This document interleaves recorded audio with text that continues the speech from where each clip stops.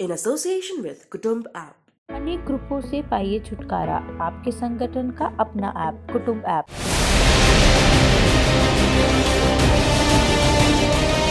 भारत सरकार ने पाकिस्तान पर फिर डिजिटल स्ट्राइक किया है। देश विरोधी कंटेंट वाले 35 यूट्यूब चैनल और 2 वेबसाइट को बंद कर दिया गया। इसके पहले दिसंबर 2021 में भारत ने देश विरोधी कंटेंट चलाने वाले ऐसे ही यूट्यूब चैनलों पर कार्रवाई की थी। सूचना एवं प्रसारण मंत्रालय के सचिव अपूर्व चंद ने इस बारे में कई अहम जानकारियां साझा की हैं।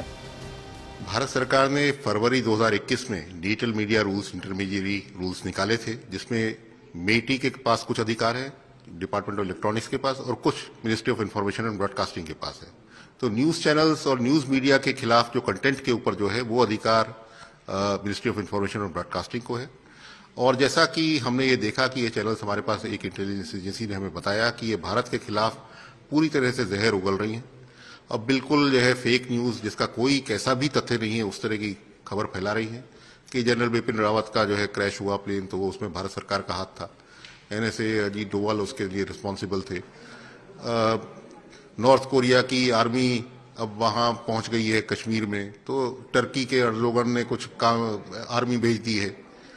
जो हमारे आर्मी के कुछ अधिकारी हैं वो मुस्लिम कन्वर्ट हो गए हैं। तो इस तरह का कुछ भी विष फैला रहे हैं, तो जिसका कोई ऐसा भी कोई तथ्य नहीं है, तो उसको हमने ब्लॉक करने की कार्रवाई करी। ये क्या कुछ मैपिंग है कि कौन लोग ऐसे हैं और ये फंड कहां से करते हैं, बेस्ड कहां पे है?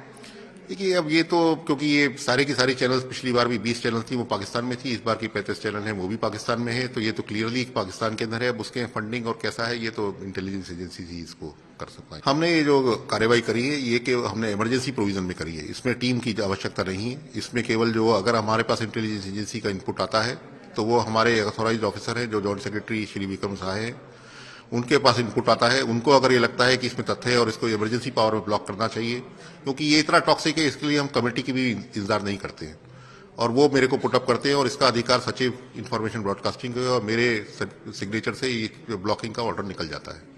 और जो इंटर डिपार्टमेंटल कमेटी है, उसको सब्सिक्वेंटली पोस्ट फैक्टो हम उसको जो है देते हैं कि आप उसके ऊपर अपना व्यू दें, और वो मीटिंग अब आज के केस में सोमवार या मंगलवार में होगी। कौन कौन से लोग हैं सर उस कमेटी में? उसमें विविध मंत्रालय रिप्रेजेंटेड है, जैसे मिनिस्ट्री ऑफ होम अफेयर है, डिफेंस है, एक्सटर्नल अफेयर है, वुमेन चाइल्ड वेलफेयर भी है, और इलेक्ट्रॉनिक्स है, और वो बाहर के भी उसमें लोग जो है रिप्रेजेंटेड हैं, जैसे प्रेस काउंसिल भी है, फिकी, CII और बार काउंसिल।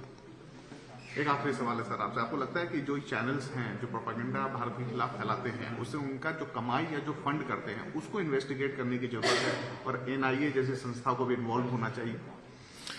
अब ये शुरुआत है, देखिए उसमें कैसे आगे कार्रवाई होती है। सूचना और प्रसारण मंत्रालय की ओर से बताया गया है कि देश विरोधी कंटेंट देने वाले 35 YouTube channel, 2 Twitter, 2 Instagram, 1 Facebook account और 2 वेबसाइट के खिलाफ IT नियमों के तहत कार्रवाई हुई। ये सभी भारत विरोधी प्रोपेगेंडा को बढ़ावा दे रहे थे।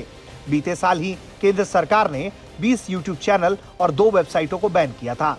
सरकार ने इमरजेंसी पावर का इस्तेमाल करते हुए IT एक्ट में शामिल की गई गाइडलाइंस के आधार पर इन पर बैन लगाया था। सूचना और प्रसारण मंत्रालय ने इसके लिए यूट्यूब को लिखित रूप में भी आदेश जारी किया था, जिसके बाद ये बड़ी कार्रवाई हुई थी।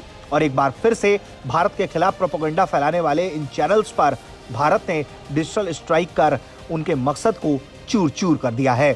ब्यूरो रिपोर्ट, भारत तक।